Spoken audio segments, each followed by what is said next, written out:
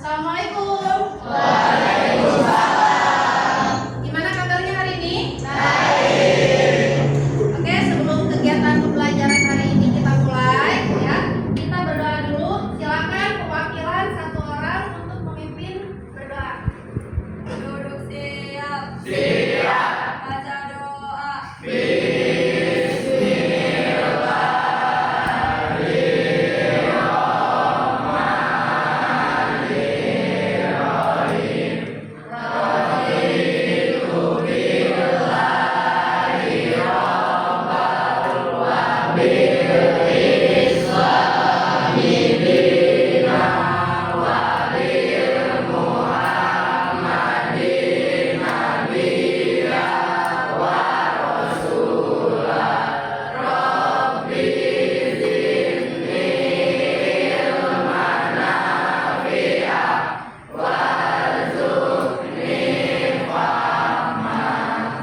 Baik, sebelum mulai kegiatan pembelajaran hari ini, Ibu mau mengecek kehadiran dulu. Oke. Kelompok 1 lengkap? Siapa yang nggak masuk? Andini. Kenapa? Iya, sakit. Kelompok 2 lengkap? Kelompok 3? Kelompok 4? Kelompok 5? Kelompok 6? Nah, hari ini kita akan membahas tentang penyakit atau gangguan pada sistem reproduksi manusia. Adapun tujuan pembelajaran kita hari ini yaitu menganalisis organisasi kehidupan dari tingkat sel hingga sistem organ, termasuk fungsi dan gangguan pada sistem organ manusia. Kemudian, ini duduk sudah berkelompok semua. Nah, ini dia untuk pembagian kelompoknya. Untuk materi penyakit atau gangguan pada sistem reproduksi manusia, ini Ibu bagi menjadi 6 kelompok. Yang mana kelompok 1 nanti akan membahas tentang HIV/AIDS, kelompok 2 tentang gonore, kelompok 3 tentang sifilis, kelompok 4 tentang herpes simplex genitalis, kelompok 5 tentang keputihan, dan kelompok 6 tentang epididymitis, ya. Ini pembagian kelompoknya. Tapi sebelum kita mulai, Ibu nanti akan memberikan kuis terlebih dahulu, ya, yang mana pembelajaran kita hari ini menggunakan handphone atau gawai, ya. Silakan masing-masing perwakilan kelompoknya maju ke depan. Ini handphone yang sudah kalian kumpulkan, ya. Silakan boleh maju perwakilannya. Kelompok 1, kelompok 2, 3, 4, mana?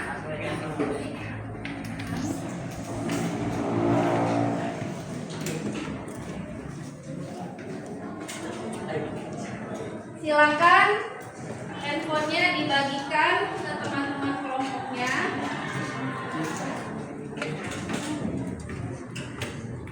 Sebetulnya materi tentang kesehatan reproduksi ini sudah pernah disampaikan di pelajaran PJOK, ya. Jadi ini tinggal kita kaitkan dengan materi yang akan kita pelajari hari ini. Oke, Ibu akan memberikan kuis. Kuisnya ini berupa Google Form. Nanti akan Ibu kirim ke grup kelas, ya.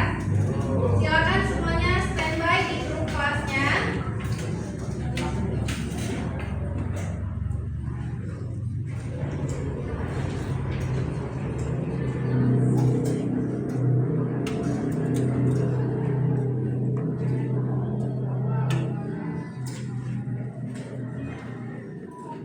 Silakan, sudah Ibu kirimkan.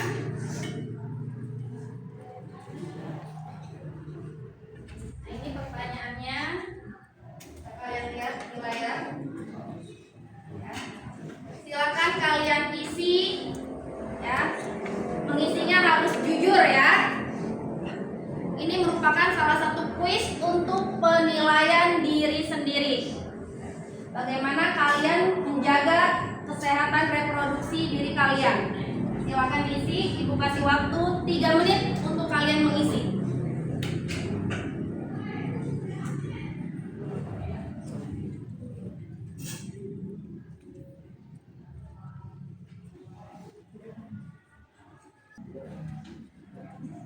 Ini dia pertanyaannya, ya.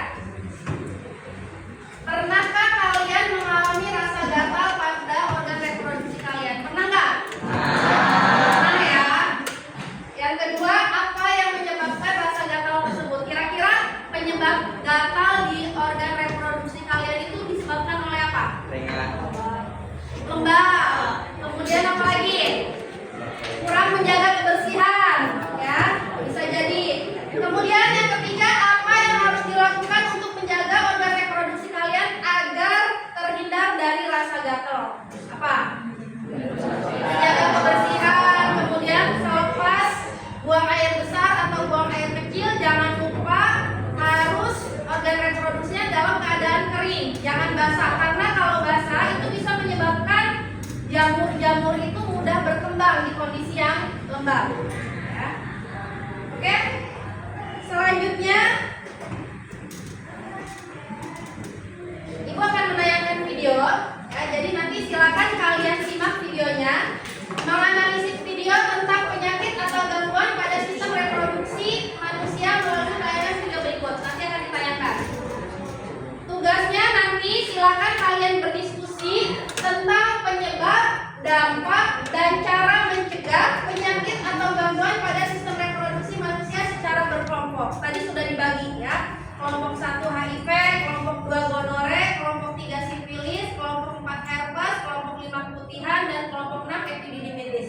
Silakan nanti kalian diskusikan dari video yang akan Ibu tayangkan sesuai dengan pembagian materi yang sudah ditentukan. Paham ya tugasnya? Oke. Baik, silakan kalian simak videonya.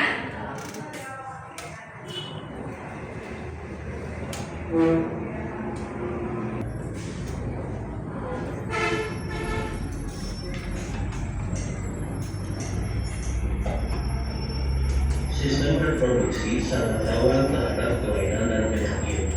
Berikut adalah beberapa kelainan dan penyakit yang dapat terjadi pada sistem reproduksi manusia. Yang pertama ada penyakit AIDS.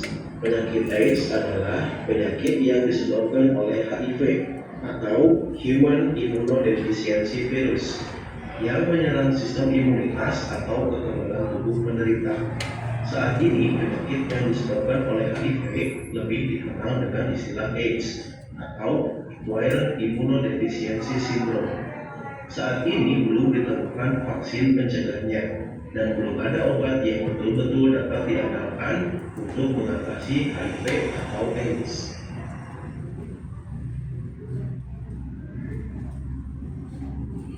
HIV dapat ditularkan dari orang tua yang terinfeksi kepada anaknya. Kemudian melalui transfusi darah yang terinfeksi, ditularkan akibat gaya hidup yang tidak baik seperti pergaulan bebas dan menggunakan jarum suntik untuk obat terlarang seperti narkoba. Seseorang yang terinfeksi HIV, sistem kekebalan tubuhnya akan semakin menurun. Dalam kurun waktu 5-7 tahun, penderita nampaknya seperti orang sehat, belum memperlihatkan gejala. Fase selanjutnya AIDS baru dapat terdiagnosis setelah kekebalan tubuh sangat berkurang dan timbul penyakit tertentu seperti TBC, pneumonia, herpes, saraf terganggu, dan lain-lain. Namun, tidak semua orang yang mengidap penyakit tadi pasti menderita AIDS. Fase ini berlangsung 3-6 bulan. Untuk memastikan apakah seseorang positif AIDS atau tidak, harus dilakukan pemeriksaan banyaknya sel T, salah satu sel darah putih yang berperan dalam imunitas. Penyakit kedua ada gonore. Penyakit gonore disebabkan oleh bakteri Neisseria gonorrhoeae. Gejala penyakit ini adalah rasa sakit dan keluar nanah pada saat kencing pada laki-laki, serta keputihan berwarna kuning hijau pada perempuan. Penyakit ini dapat menyebabkan kebutaan pada bayi yang baru lahir.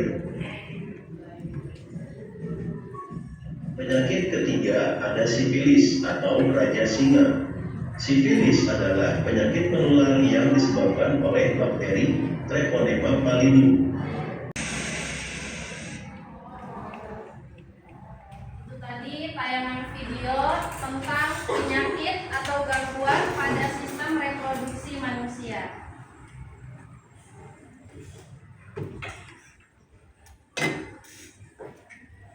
Bisa dipahami ya tayangan videonya? Jadi ternyata banyak sekali ya penyakit atau gangguan pada sistem reproduksi manusia. Tugas kalian sekarang yaitu silakan mendiskusikan. Nah,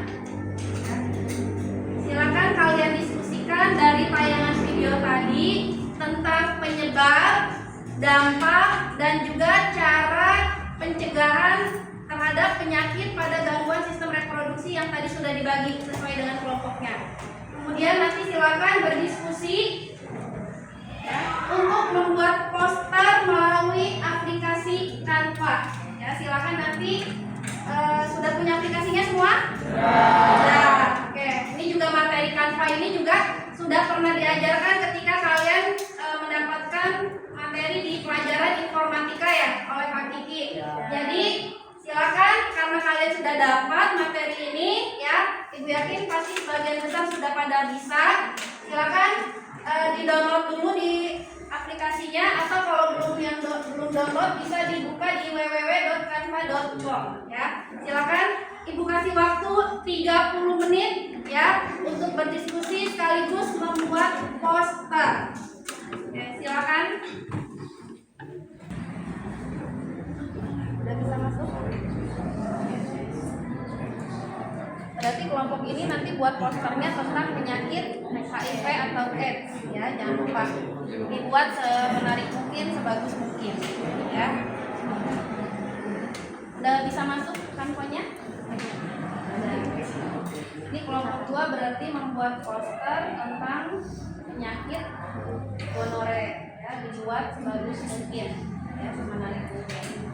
Oke. Kelompok 3 udah bisa masuk semua ke Canva-nya?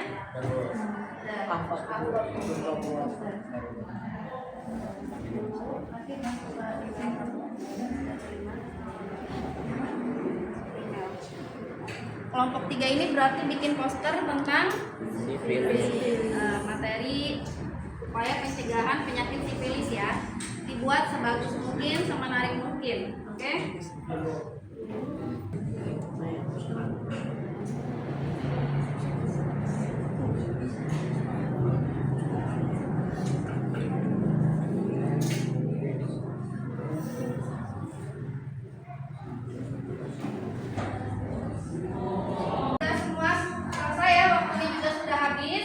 Silakan, ini kelompok 5 dulu ya, tentang keputihan. Silakan perwakilannya ke depan untuk mempresentasikan hasil poster yang sudah dibuat. Silakan. Yang lain tolong simak dan perhatikan.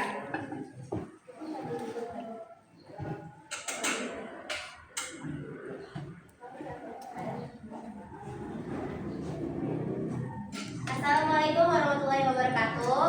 Waalaikumsalam warahmatullahi wabarakatuh. Perkenalkan, nama saya Kalisa Sunan Amelia. Saya perwakilan dari kelompok 5 yang mendapat tugas untuk membuat poster tentang penyakit keputihan. Izinkan saya untuk menyampaikan hasil diskusi kami. Pertama, saya jelaskan dulu.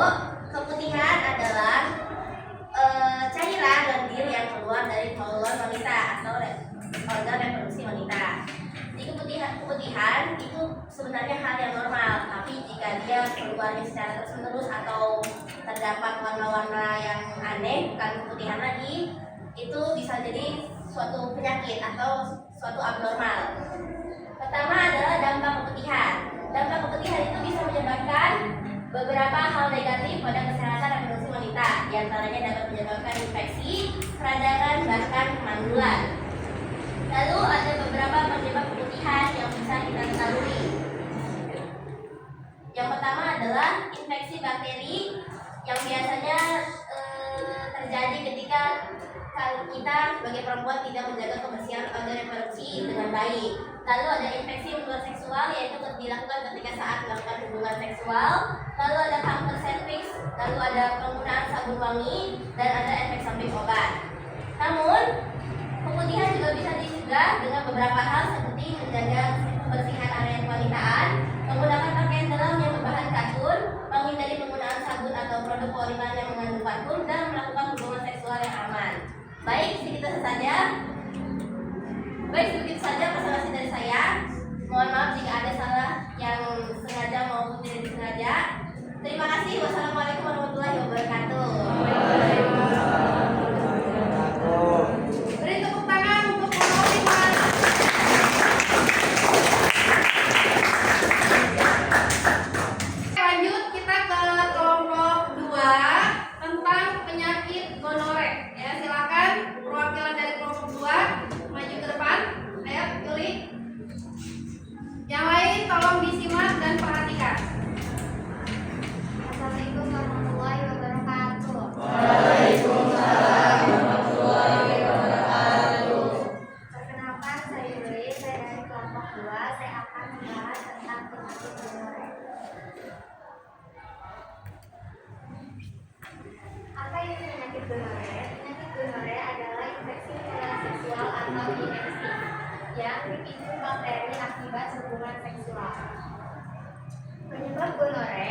adalah infeksi bakteri Neisseria gonorrhoeae yang menular dari orang ke orang melalui kontak seksual. Apa sih dampaknya? Dampaknya adalah infektilis, 2 penyakit radang panggul, 3 infeksi aliran darah, 4 infeksi sendi, 5 peningkatan risiko HIV, 6 pembutaan pada bayi yang baru lahir. Cara pencegahannya, berhubungan seks yang aman, setia pada satu pasangan, 3 melakukan pemeriksaan rutin, 4 menggunakan alat kontrasepsi.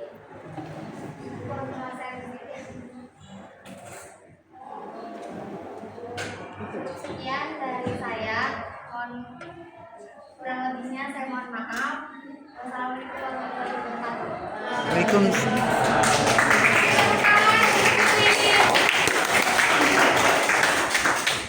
Nah, ini selanjutnya yaitu refleksi pembelajaran. Untuk refleksi pembelajaran ini Ibu akan kirim melalui link Google Form. Silakan kalian perhatikan handphonenya, silakan disimak.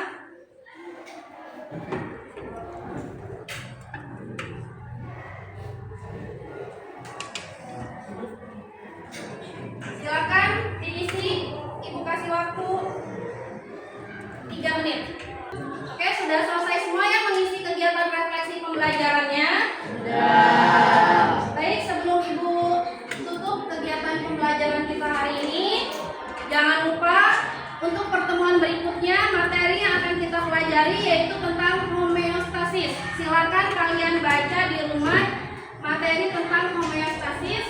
Jangan lupa